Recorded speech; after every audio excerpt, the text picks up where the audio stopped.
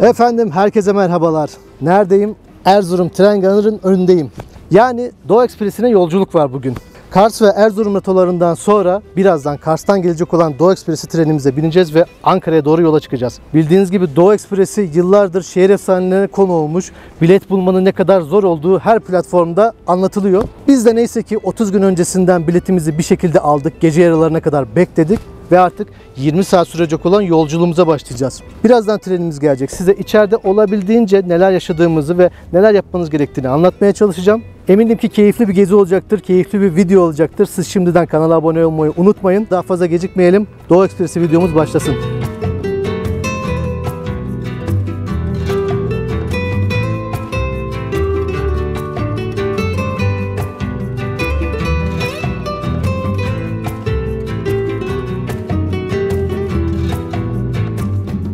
Evet, 12.30'da Erzurum'dan yola çıktık. Yarım saatte ancak kompartımanımıza yerleştik. Birazcık süsledik. İşte valizlerimizi üst taraflara koyduk. Şimdi size birazcık etrafı göstereceğim. Birazcık Defne anlatsın size. Buraya yemekleri koyduk. Çok fazla yer yoktu. Burayı genellikle masa yaptık. Buraları da böyle süsledik. Burası akşam Defne'nin yatağı olacak. Ranzada yapmak benim için çok heyecanlı geliyor.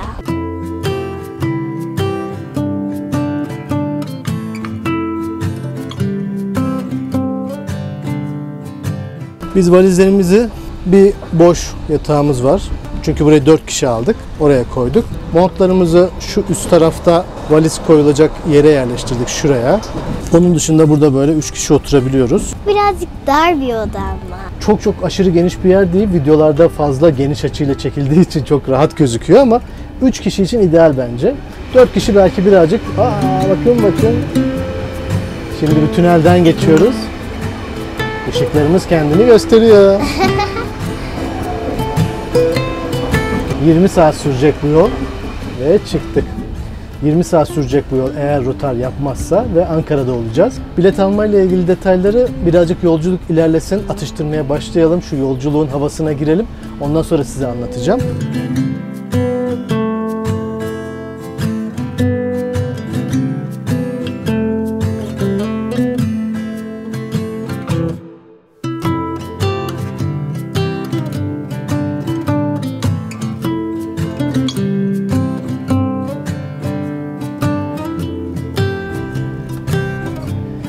Şimdi yola çıkalı 2 saat oldu. Erzurum'dan Erzincan'a doğru yaklaşıyoruz. Şu 2 saatlik zamanda bile biz yolculuktan çok keyif almaya başladık. Belki bunu çok reklam yapıldığı için diye düşünebilirsiniz ama sürekli gözünüzün gördüğü kadraj değişiyor. Bir zaman bir tarlanın yanından geçiyorsunuz, bir köyü görüyorsunuz, bir istasyonu görüyorsunuz, farklı derelerin kenarından geçiyorsunuz. Çok fazla bu sefer etrafta kar yok. Ocağın ikisi olmasına rağmen ama dağlarda karlar var, onlara bakıyoruz. Daha çok karı Erzurum-Kars arasında gördük. Dünkü gezimizde gördük. Şimdi birazcık bu Anadolu'nun topraklarında geziyoruz. Bu sakin ve manzarayı seyrederek yolculuk bize bir dinginlik verdi aslında. Kısaca bunu söylemek isterim. Şimdi konunun asıl önemli noktasına geleyim. Nasıl bilet bulduk? Burada neye ihtiyacınız var?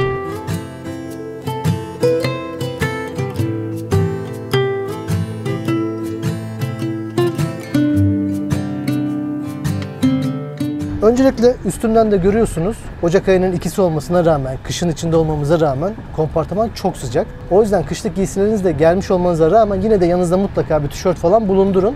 Odada öyle daha rahat edersiniz. Bilet nasıl bulduk? Asıl en önemli soru bu. Biletler Demiryolu'nun sitesinde online olarak satılıyor ve alacağınız tarihten 30 gün önce sisteme giriyor. Ama bu 30 günde tabii ki biletler hemen 1 saat içinde falan bitiyor. 2 gün boyunca bu bilet araştırmasını yaptım. Yaklaşık olarak saat gece 1 ile 3 arasında buna denk geldim. 2.30 sularında ben bileti aldım ve o 2.30'da girdiğimde belki çok fazla bugüne rağbet yoktu, bilemiyorum. Hemen bileti aldım ama şöyle 1 saat sonra bilet yine kalmamıştı.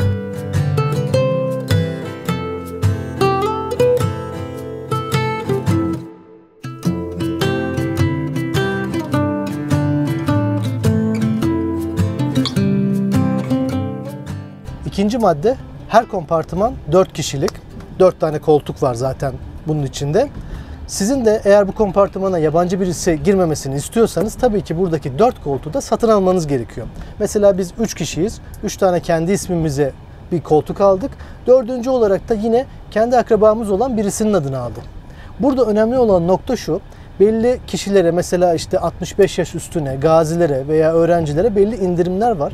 Eğer siz buraya gelmeyecek olan bir kişinin biletini alıyorsanız indirimli bilet almayın. Yapmanız gereken şey aslında kendi adınıza ikinci veya üçüncü bilet almak. Mesela siz 2 kişi gidiyorsunuz o yolculukta. Kalan 2 bileti de yine kendi adınıza alabilirsiniz. Ama benim size tavsiyem bir kompartımana en fazla 2 veya 3 kişi bilet alın. Çünkü mesela biz bir tane ranzayı valizlerimizi yerleştirdik. Bir tane koltuğa yine çantalarımızı yerleştirdik. O yüzden 2 veya 3 kişi burada daha rahat eder. Yani 4 kişi de olmaz mı? Tabii ki olur. Ama daha fazla rahat etmeniz açısından benim tavsiyem bu.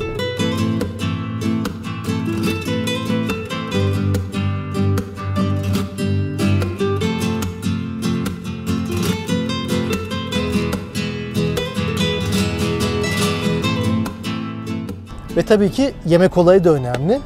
Şimdi biz gelmeden önce yanımıza bir sürü atıştırmalık, sandviç, ufak tefek de böyle konserve tarzında yiyecekler aldık. Ne olur ne olmaz böyle burayı piknik havasına çevirdik. Defne onları güzelce yerleştirdi. Hem sabah kahvaltısı için hem akşam yemeği için nevalemiz hazır burada. Ama lokanta kısmında da yemek çıkıyormuş. Izgara yemekler var, tost var, çay, kahve vesaire var. Hatta biraz önce bir çay servisi de önümüzden geçti. İstiyorsanız çayınızı, kahvenizi de alabiliyorsunuz. Ne olur ne olmaz şöyle bir şey de duymuştum. Eğer tren çok kalabalık olursa Ankara'dan çıkarken yemekleri dolduruyorlar trene. Belki geriye dönüşte yemek kalmayabilir diye dediler bize. O yüzden biz kendi yemeğimizi aldık. Eğer doymazsak veya canımız isterse de gidip yemekli vagonda da bir şeyler sipariş edebiliriz. Bu da aklınızda olsun.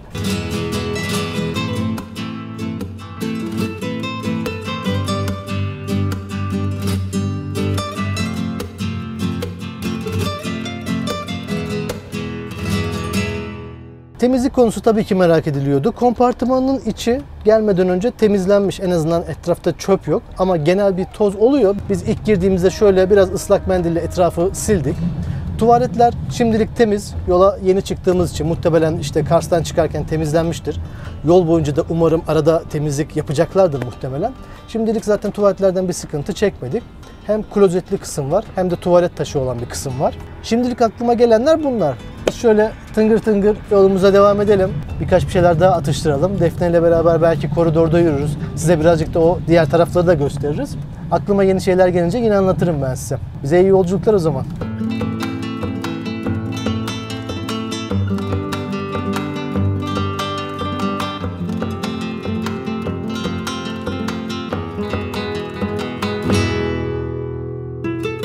Şimdi size birazcık da üst katı göstereyim. Muhtemelen merak ediyorsunuzdur baş yüksekliği ne kadar, dar mı diye. Şimdi ben şu anda dik vaziyette üstteki ranzada oturuyorum. Böyle hiç dimdik oturduğumda bile şu başım tavana ancak değiyor. Yattığınız zaman çok rahat bir şekilde yatabiliyorsunuz. Şimdi size bir vereceğim tavsiye şu olsun. Burada kompartımanın ışıkları var ve bir tane de priz yeri var. Bu priz buradan kullanmak tabii ki çok zor olacağı için mutlaka yanınızda bir üçlü uzatma kablosu getirin. Onu en azından pencere tarafına doğru veya alt tarafa doğru indirirsiniz. Telefonlarınızı şarj edersiniz. Temiz çarşaf, yastık kılıfı ve pike verdiler. Pike zaten yeterli. Hiçbir şey üzerinize almanıza bile gerek yok. Hava birazcık karardı. Altta ve üstte biz yataklarımızı serdik. Biraz daha rahat ortamda devam edelim.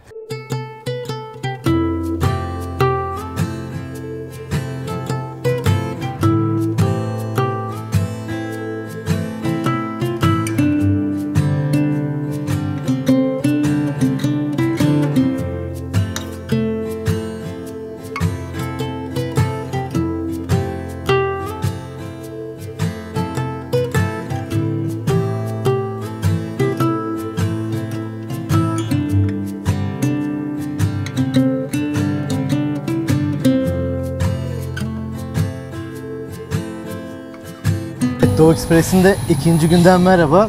Biz yolculuğumuza devam ediyoruz. Gece güzel uyuduk, kalktık.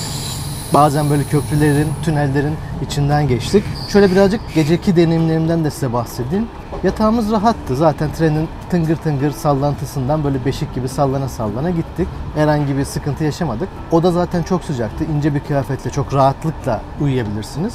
Bir tek yastıkları çok küçüktü. Yani şöyle neredeyse 30'a 30 bir yastığı vardı. Çok da yumuşak bir yastığı vardı. Biz ekstra bir kılıf daha getirmiştik. Yani zaten kılıf veriyorlar ama Bilet alırken de bilmiyor olabilirsiniz. Bir örtülü kuşetli biletler var, bir de pullman denilen biletler var. Pullman bildiğiniz koltuk, otobüs koltuğu gibi ama onlar da çok rahat. Erzurum-Kars arasına gelirken biz o 4 saatte pullmanlarda yolculuk yaptık. Koltuklu tabii ki bu 20 saati almanız mümkün değil ama kısa mesafeleri alabilirsiniz ancak, yani rahatlık açısından. Yataklı almak istediğinizde de örtülü kuşetli olan taraftan alıyorsunuz. Güncel fiyatları ben yazarım, bizim aldığımız fiyatları. Daha önce de söylediğim gibi mutlaka 4 kişilik örtülü kuşetlinin biletini aldığınız takdirde bu kompartımanı kapatıyorsunuz.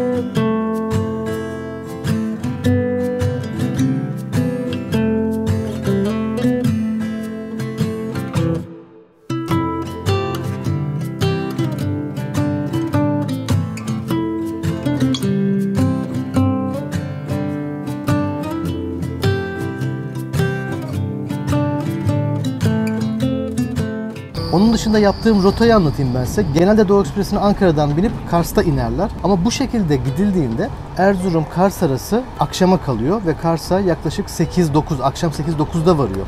Biz şöyle yaptık. İstanbul'dan uçakla Kars'a gittik.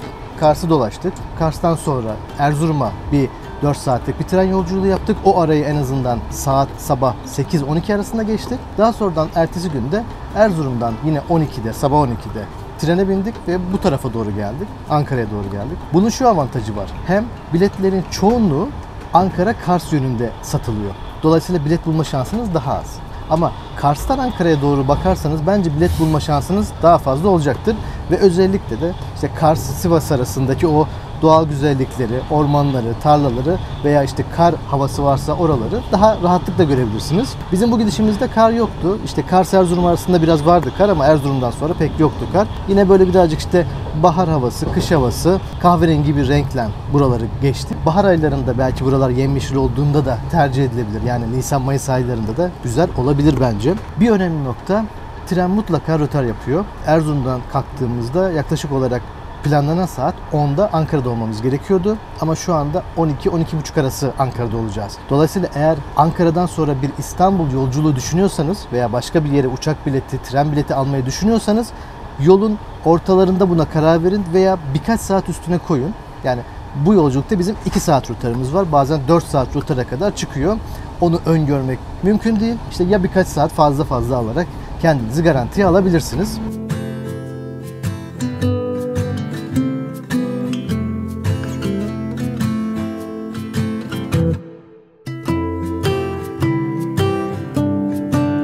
Keyifli bir yolculuk oldu. Bu daracık mekanda düzenli bir şekilde olabildiğince küçük minimal bir şekilde yolculuğumuzu geçirdik. Nihan'da, Defne'de böyle çok keyif aldık. İlk defa bu kadar uzun bir seyahat yaptık trenle beraber. Hepinize tavsiye ederim. İşte 30 gün öncesinden bilet almaya çalışın. Gece vakti mutlaka oturun, online'dan biletinizi alın. Kış aylarında bembeyazken daha da keyifli olabilir. Videoyu beğendiyseniz arkadaşlarınızla paylaşırsanız ben çok memnun olurum. Böylece videomuz daha çok insana ulaşır. Kanalımızın da büyümesine katkıda bulunmuş olursunuz. O zaman bir sonraki rotada, bir sonraki gezide görüşürüz. Hoşça kalın.